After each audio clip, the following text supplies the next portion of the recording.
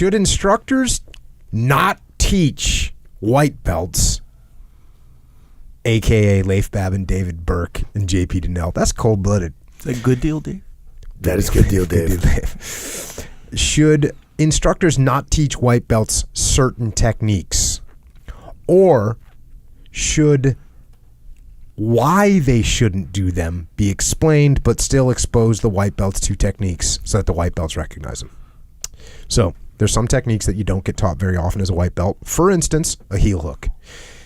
I believe that it is good to not teach white belts to do heel hooks because, for example, heel hooks can be very dangerous. The reason that they're dangerous is because they don't hurt a lot before they injure you. And so white belts who are by nature completely insane and going crazy and going nuts, and so when they get a hold of something, they just go as hard as they can. And by the way, they're usually going against a white belt. That's the only reason they're getting anything on them, because they're going against a white belt. And that other white belt's going completely insane, and he's not going to tap. And so what happens? You get the triple Lindy, right? ACL, MCL, PCL tear. Game over. This guy's never trained in jiu-jitsu again. Or this guy's not trained in jiu-jitsu for 2 years or whatever. So is it smart to not teach them? Yes, it is. However, dichotomy, balance, should you just never show them what they are? No, you should explain to them, hey, this is what the move is. This is why we don't teach them. The other thing this is why we don't teach them, because you can get hurt, and when you get a little bit more advanced and you learn to relax a little bit more, we'll teach you some of these techniques that are slightly more dangerous. Dean always freaks out because saying that a heel hook is more dangerous than a Kimura. I mean, if you asked me whether I wanted to have somebody just go berserk on a Kimura on me or a heel hook, I'd probably pick the heel hook, right? Because then you still have shoulder mobility. Whereas Kimura, that's just, if someone goes nuts on a Kimura and just rips your shoulder apart, what would you rather have? The heel hook for sure. Yeah, I'm thinking heel hook all day long. Yeah. So. But for some reason... It's kind of a rough choice there. That is a rough choice. That is a rough choice. That's not a choice you want to be making because either one of them's not good. But I think you can do a better job of replacing the knee and getting the knee squared away than you can the shoulder. The shoulder's tough.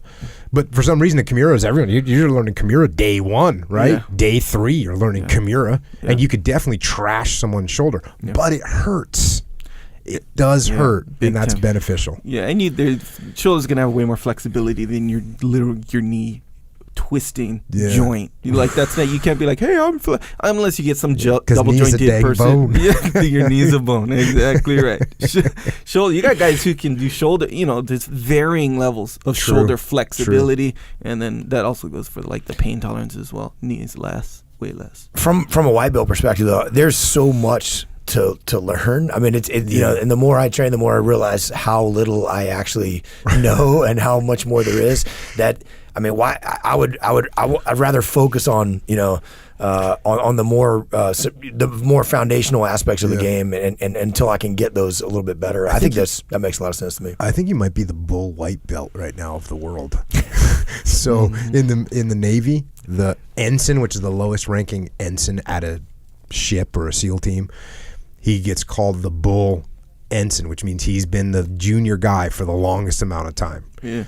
And you've been training jiu-jitsu for quite some. You started training with me in 2005, right? Yeah. Didn't you train before me with Fabio? I trained a few times, yeah. Oh, okay. Yeah. So you've been training since 03, 04? It's been a long time. Bro, but most of that time, 14 years. Most of that 14 years, I would say I've been seriously training for, probably back at it, pretty consistently, multiple times a week for a year and a half. Okay, so you're in the zone. You're in the zone. You'll be getting that blue belt at some point. Todd White down in Texas, gonna crack it out. Possibly. I don't know. Maybe you're not ready though. Maybe Todd White. White's holding. I'm definitely not ready. He's looking at you going, "No, you got nothing. You got nothing." Check. So yeah, that's I think the deal. Same thing. The other problem with teaching a person, for instance, heel hooks, is then they think that that's the solution to the guard, and it's not the solution to the guard. It's a solution to the guard. It's one possible, one small possible solution. Sure. There's many more, and there's others, as you said, Leif, that are more fundamental.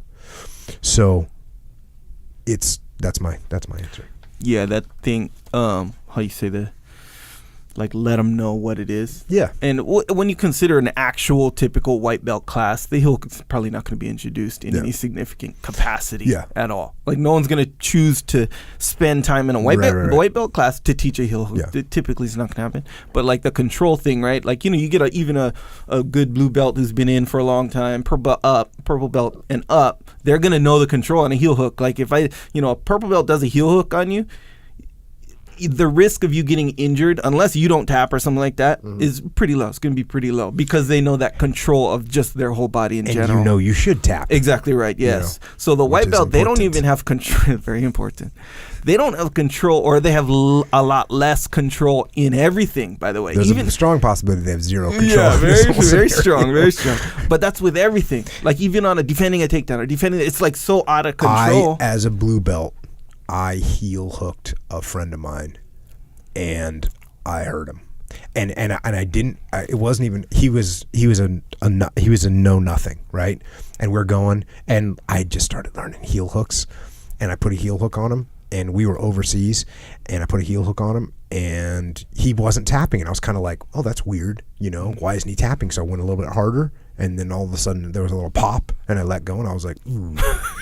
And but he was a SEAL, and so he was like, "Oh, this isn't gonna work on me. That doesn't hurt." I don't feel it. Yeah. And all of a sudden, so I wasn't going nuts because like I said, I was a blue belt. I was in pretty good control, but even I didn't realize at that time. Oh, this will injure him before it will cause pain, which is a bad thing to have. Bad thing to have. So these kids. I mean, these guys, if they're no one has control over anything, by the way, any of their moves, and they're doing heel hooks as a normal thing. Like, oh yeah, we got taught this and stuff, and it's effective. A lot of submissions, and heel hooks and a lot of footlocks are one of those ones where you to gain the position to go for that submission, you have to work a lot less than like an arm bar where you have to actually pass someone's guard and get even side control. But a lot of times get to the you got to work more to get into the position. With heel hooks, not so much like that. Yep. So if you throw it at them, you can just throw it out there, and you throw in the lack of control. Yeah, man. So you